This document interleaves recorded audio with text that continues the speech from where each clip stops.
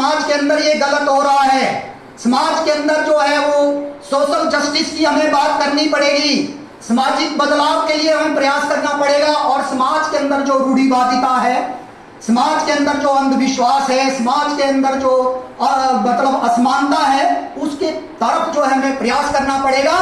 तो उसी के संदर्भ में जो है ये सारा हमने जो है उसमें एक संगठन बनाने की बात की, और संगठन के बाद जो है अपने बदहालियों को जानते हुए जो है उसकी मुक्ति की दिशा में प्रयास करते हुए जो है वो एक लड़ाई लड़ें। क्योंकि संघे शक्ति कलियुगे, ये कहा गया है कि जब तक आपके पास संघ नहीं है तो कलयुग में लड़ाई नहीं लड़ी जा सकती है। आपकी अपनी आवाज को, अभी आपने देखा होगा कॉकरोच जनता पार्टी के बच्चों की बात है, चाहे जंतर मंतर पे है, आपके अगर झारखंड में देखेंगे वहां भी बच्चे जो है वो अपना आंदोलन कर, वो एक संघ के रूप में एक संगठित होकर के जो है उन्होंने अपनी बातें मनवाई है। तो जो खास करके जो आधुनिक युग है उसमें जब तक आप संगठन नहीं बनाएंगे आपकी मुक्ति जो है संभव नहीं है। तो इसलिए एक तो इस पे हमने बातचीत करनी थी। फिर हमने समता की हम बात करते हैं। समता का मतलब है कि जहां महिला और पुरुष की जो समानता क्या है, उनमें जो आज तक जो है एक प्रकार का जो हमारे उनके एक अंतर विरोध रहा है कि महिलाओं को हमने दोनों दर्जे की नागरिक माना है, और जबकि पुरुष सत्तात्मक समाज में पुरुष को जो है वो ज्यादा वो महत्व दिया गया है। और हमारा पालन पोषण भी उसी तरह से होता है। पुरुष का पालन पोषण एक अलग मानसिकता से होता है, और एक बेटी का पालन पोषण या एक महिला का पालन पोषण जो है एक अलग मानसिकता से होता है। और हमने कार्यों को भी उसी प्रकार से लैंगिक उसमें बांटा हुआ है कि ये काम केवल बेटियों के लिए है और ये काम केवल महिलाओं के लिए आरक्षित है। आरक्षण हमने कार्य पद्धति में भी हमने आरक्षण किया है, और खास करके कार्य पद्धति में हमने जो है ऐसे आरक्षण किए हैं कि इस काम को पुरुष कर ही नहीं सकता है। तो इसमें भी हम जो है खास करके ज्ञान समिति जो है इसमें भी हम बातचीत करते हैं। फिर जो एक सामाजिक जो हम बदलाव की बात या सोशल जस्टिस की बात करते हैं कि आम जनता की पहुंच जो है, जो हमारा विकास का जो एक मॉडल है उसमें आम जनता की कहीं आज पहुंच नहीं है। तो उसमें भी ज्ञान समिति जो है वो बातचीत करती है। उसके बाद हम स्वच्छता पे बात करते हैं। जिस कार्यक्रम को जो है भारत सरकार और हिमाचल सरकार जो है दशकों से चला रही थी कि लोगों के घरों में शौचालय होने चाहिए, परंतु वो हुए नहीं। पैसा का अनुदान भी दिया गया, परंतु मंडी साक्षरता समिति और ज्ञान समिति के प्रयास से जो है हर घर में हमने शौचालय बनाने की कोशिश की और लोगों में एक हैबिट हमने तैयार की।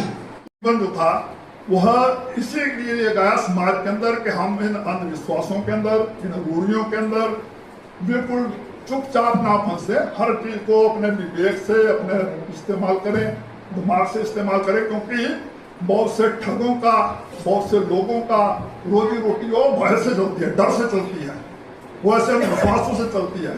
तो उन चीजों से बचने के लिए हम अगर विज्ञान को पढ़ रहे हैं तो हमारी वैज्ञानिक दृष्टिकोण, वैज्ञानिक चेतना यह भी बात उतनी विकसित होनी चाहिए। सिर्फ विज्ञान पढ़ने से नहीं है हम काम नहीं चलेगा। हम अच्छी खोज कर लें लेकिन उसका उपयोग ना कर पाए। जैसा मैंने शुरू में कहा आपके कि हमने बहुत ज्यादा तरक्की की है विज्ञान के क्षेत्र के अंदर, चाहे वो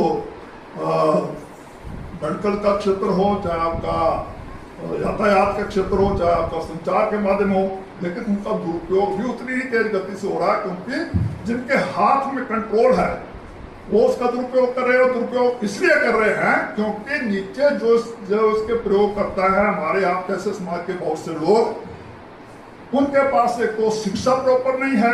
अगर शिक्षा है तो दृष्टिकोण नहीं है, समाज को समझने की ताकत नहीं है, और उन चीजों से निकलने के साधन नहीं है।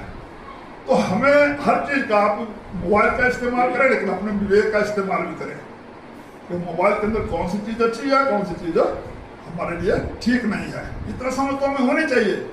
तो वैसे हर विज्ञान के हर चीज का उपयोग भी किया जाना चाहिए, और उसके साथ हमारे जीवन का जो नकारात्मक प्रभाव से हो रहा है वो हमारी समझ तय करती है, हमारा विवेक तय करता है। तो अपने विवेक का इस्तेमाल करना, प्रश्न पूछना, हर चीज को शंका की दृष्टि से सोचना, और कोई भी चीज अंतिम सत्य नहीं होता है। यह ट्रुथ है, सच्चाई है। कि आज जिसको हम सच मान रहे हैं हो सकता है कल को नई सच हो जाए, नई रिसर्च हो जाए, नए शोध हो जाए और वो चीजें झूठी पड़ जाए। जैसे जब तक ब्रह्मांड का ज्ञान नहीं था हमारे पास तो चर्चों से तय होता था कि सूर्य चल रहा है, पृथ्वी खड़ी है। लेकिन जब विज्ञान ने आगे बढ़ा तो पता लगा कि पृथ्वी तो चल रही है, सूर्य तो अपनी जगह खड़ा है। तो सत्य बदल गया ना। एक समय सत्य था कि पृथ्वी जो है खड़ी है, सूर्य घूम रहा है, क्योंकि दिखाई तो ही देता है। तो हर दिखाई देने वाली चीज सत्य नहीं होती है, उसके पीछे लॉजिक क्या है, कारण क्या है। तो बहुत से वैज्ञानिकों ने अपना जीवन सर्वस्व किया उस सच्चाई को मानने के लिए। बाद में संसार ने माना कि हाँ ये सत्य बोल रहा था, लेकिन जिस वक्त तो जीवित थे तो उनको ताड़ित भी किया गया, क्योंकि जिसकी सत्ता होती है वो सत्ता छोड़ना नहीं चाहता जल्दी, वो नहीं चाहता कि मेरा प्रभाव कम हो, इसलिए अपने प्रभाव को बनाए रखने के लिए कई तरह की दलील ले देता है। तो हमें पढ़ाई के साथ साथ अपने सोचने की क्षमता, बातचीत करने की क्षमता, इनका विकसित करना, उसी दृष्टिकोण से चीज को शंका से देखना, यही हमारे वैज्ञानिक दृष्टिकोण का लक्ष्य होना चाहिए, जिसके